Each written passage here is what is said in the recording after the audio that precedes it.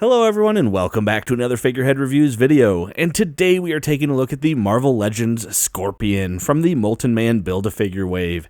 Here we have Scorpion displayed in the front window with his tail and Build-A-Figure piece, and then near the bottom we do get the Spider-Man logo.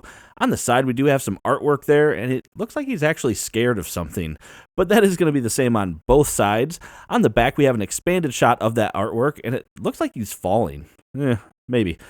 Then we do have the read-up. In order to track down Spider-Man, Mac Gargan undergoes an experimental procedure to fuse his body with an animal, becoming the superpowered criminal Scorpion. Then we do have all the other figures needed in this wave to complete the Molten Man Build-A-Figure. And then down at the bottom we do have the UPC code, so you can check with your local retailer to see if they have this in stock.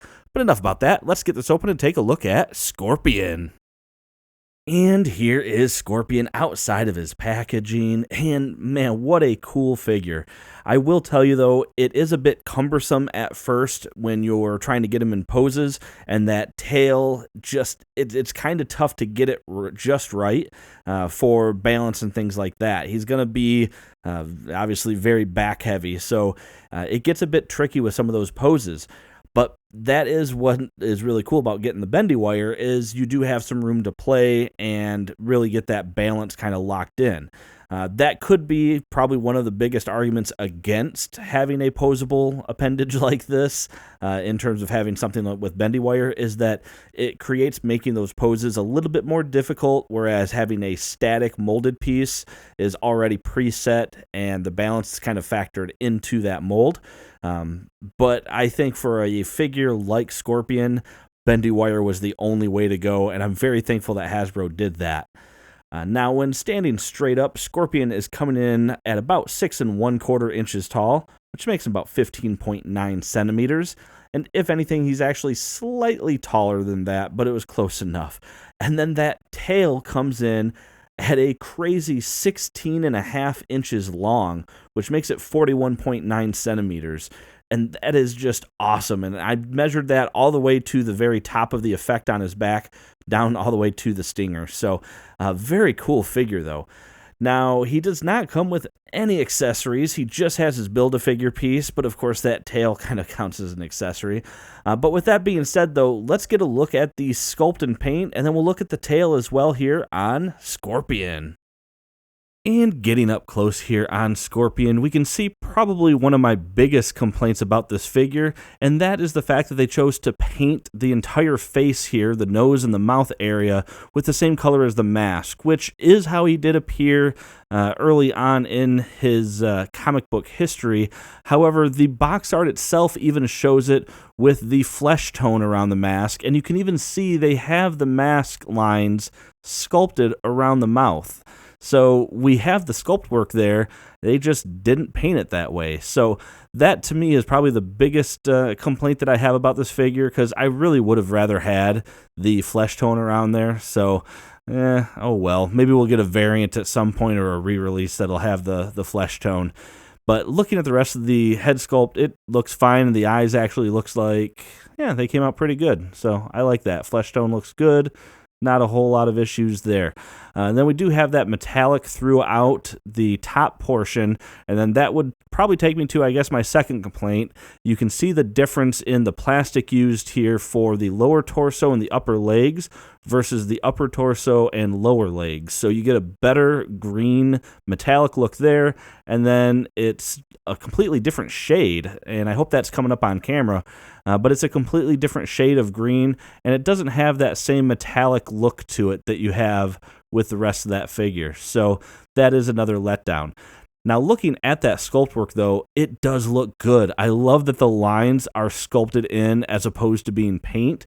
So that is something that I'm quite happy to see. And the marbling is minimal. You can see it here and there when the light hits it, but it's not bad.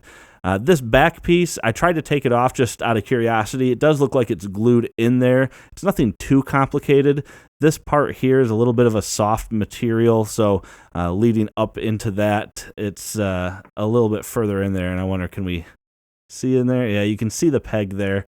And then the tail itself, of course, is sculpted all the way down. You can see some more of that marbling, but very basic sculpt for the tail, of course. Didn't have to do anything too crazy. You do have, those little holes there. I've always wondered, why does anything with bendy wire have that? Does it just have something to do with the way it needs to flex? I don't know.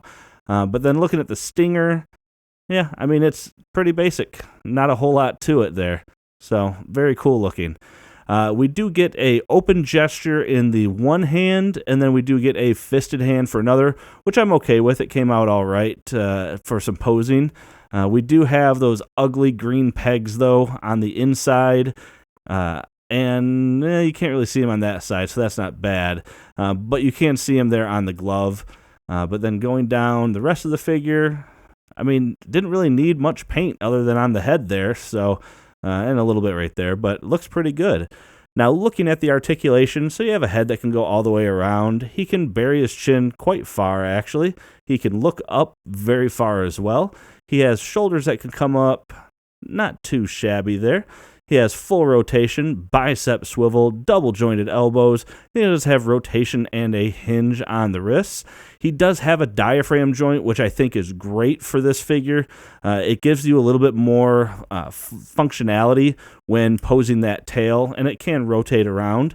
He does also have waist swivel with that as well. He has legs that can come apart pretty decently, actually. Kick forward, also pretty far. Backwards, not much. Upper thigh cut, double jointed knees. Does have a boot cut right there, and then he does have a hinge and ankle pivot. And then the tail is just bendy wire, like I've been mentioning. So you can pose that around all you want. I will say right around this area, it gets a little bit stiff, and it's not going to hold its shape as much. This piece is going to be pulling back. Like if I try to make it tight there, yeah, you can see it's going to start flexing back. So it is going to give you some resistance, but you can still get some cool poses out of it. And that is going to do it for this review, everyone. So overall, for the Spider-Man villain collection, I think this is a no-brainer. You have to get Scorpion. It is one of the quintessential Spider-Man villains, and Hasbro did do a very good job with them. Even though I have those minor complaints regarding the paint, it's still a very good figure. You're going to want to take your time posing them, though. This tail, like I said, it's a bit cumbersome, but the alternative of having a static tail, I would not have wanted it. I'm glad we got the bendy wire. You have more options to pose with it, and the hand combination we got there, the open hand and the fisted hand, I'm okay with that too. I think it works well with a figure like this, where he's going to have some defensive poses and things like that, so it works well. So, like I said, get them. You have to. If you're a Spider-Man Legends collector, you need him in the collection. So go pick it up. But anyway, as I said, that is it for the review. If you like this review, make sure to hit that thumbs up. Make sure to subscribe for more content just like this. And as always, thanks for watching my video, and have a great day.